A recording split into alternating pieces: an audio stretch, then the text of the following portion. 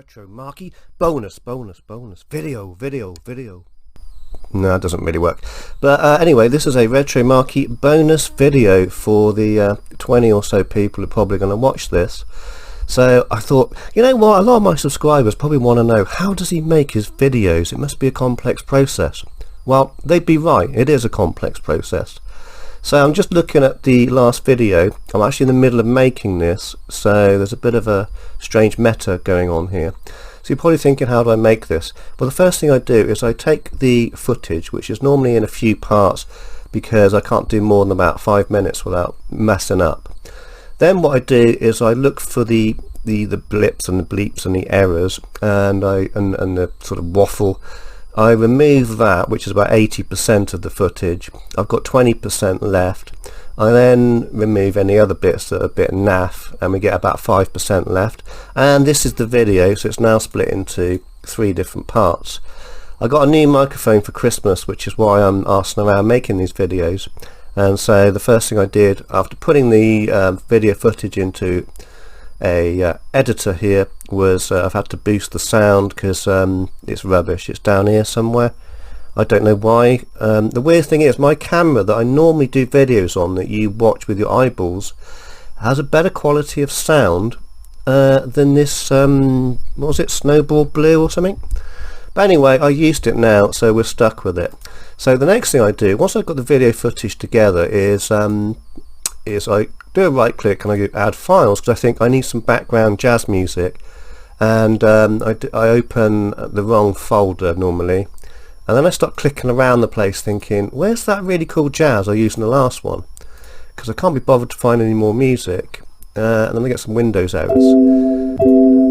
So that's that. Anyway, after more clicking around, I'll probably have a look around and go, oh, maybe it's my downloads. No, it's not in there.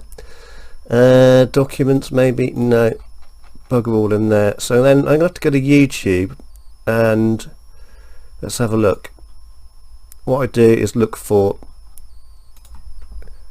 royalty free cheapskate jazz music. Now, I have tried using other types of music, including some chill wave, because I love that kind of music at the moment, but it never works right. It must be because of the power and majesty of my voice.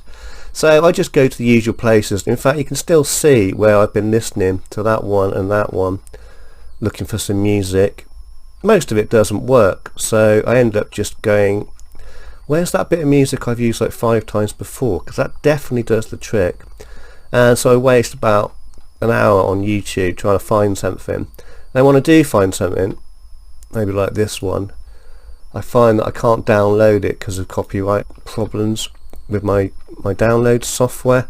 So I just keep clicking around basically, and then, oh, maybe that one's good. Oh, but it's only a minute.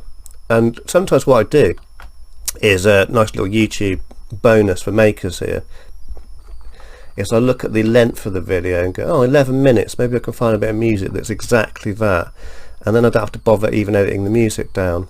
So that's kind of how that works. Anyway, once I've found music, I'll add the music to the video, which I'm not going to do now because I haven't actually just found any, because it takes an hour, like I said.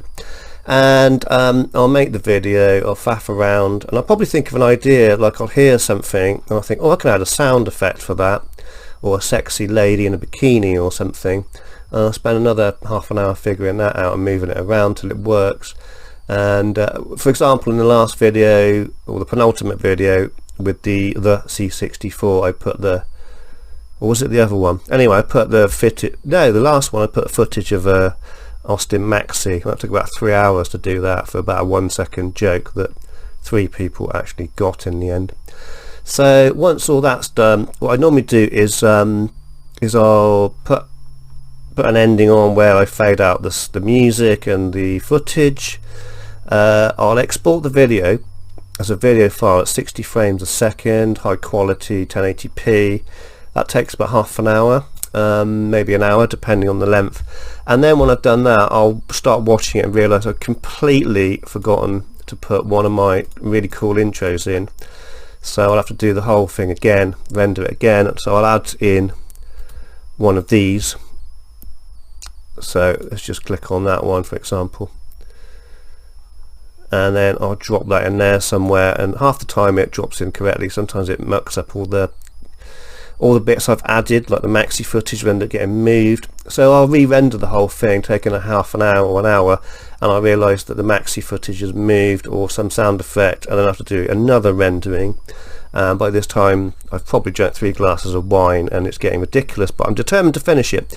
So I do finish it, I upload it, and I remember I haven't put any tags on it, so I'll go through YouTube doing all that nonsense. I'll be excited to put it on Facebook and Twitter, but it's still at 360p, so I don't want to do that. So I'll start watching something on Netflix and keep flicking back, and it's still on 360p. And then I realise someone's watched it because it wasn't on private mode, and I'm annoyed at that, so I put it to private.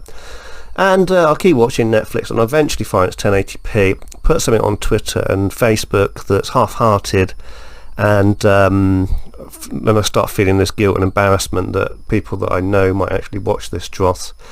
And that's pretty much how I make a video. So thanks ever so much for wasting your time and watching this.